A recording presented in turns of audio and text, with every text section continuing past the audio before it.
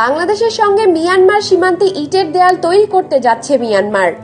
দেশটির আরাকান রাজ্যের আইনসভায় এ সংক্রান্তে একটি প্রস্তাব নেওয়া হয়েছে। USDP union solidarity and development পার্টির পক্ষ থেকে প্রস্তাবটি তুলে ধরা হয় গেল সপ্তাহে। সোমবার যুক্তিতর্ক শেষে তা আনুষ্ঠানিকভাবে নথিভুক্ত করা হয়। বুধবার দি ইরাবতী নিউজের বরাত দিয়ে বিবিসি জানায়, ইউএসডিপির দলের সংসদ সদস্য ইউজো মিং প্রস্তাবটি তুলে ধরেন। তিনি বাংলাদেশ থেকে মিয়ানমারকে আলাদা করার জন্য সীমান্তে 30 থেকে 40 ফুট উঁচু ইটের দেওয়াল তোলার সুপারিশ করেন। দুদেশের মধ্যকার প্রস্তাবিত এ দেয়ালের ঘনত্ব 5 থেকে 10 ফুট করার কথাও বলেন তিনি। তবে দুই প্রতিবেশী দেশের মধ্যে দেয়াল তৈরির প্রস্তাব রাজ্যের পার্লামেন্ট পর্যন্ত গেলেও বাংলাদেশের সীমান্তরক্ষী বাহিনীর কাছে এ পর্যন্ত কোনো ধরনের খবর নেই। বিজিবির দায়িত্বশীল কর্মকর্তার সঙ্গে যোগাযোগ করা হলে তা জানা যায়। এক দেশ থেকে আরেক দেশে অবৈধ প্রবেশ ঠেকাতে নিরাপত্তার কারণে পশ্চিমা অনেক দেশগুলো এ ধরনের দেওয়াল তৈরির চিন্তাভাবনা করেছে বলে উল্লেখ করেছেন মিয়ানমারের এই রাজনৈতিক নেতা।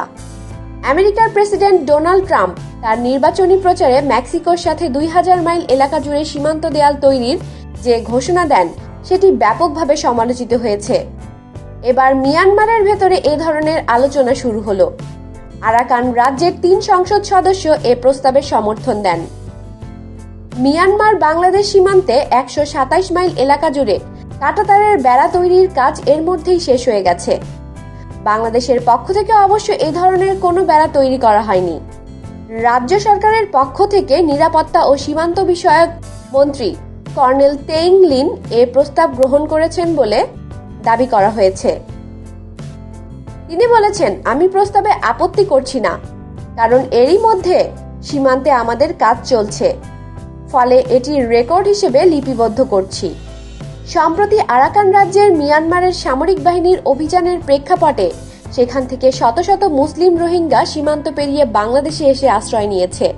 এর আগেও বিভিন্ন সময়ে বাংলাদেশে এসে আশ্রয় নেওয়া বহু রোহিঙ্গা মুসলিম বিয়ে করে বাংলাদেশেই বসবাস করছেন।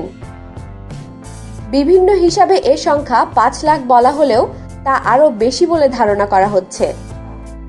আমাদের সাথেই থাকুন আর সাবস্ক্রাইব করুন।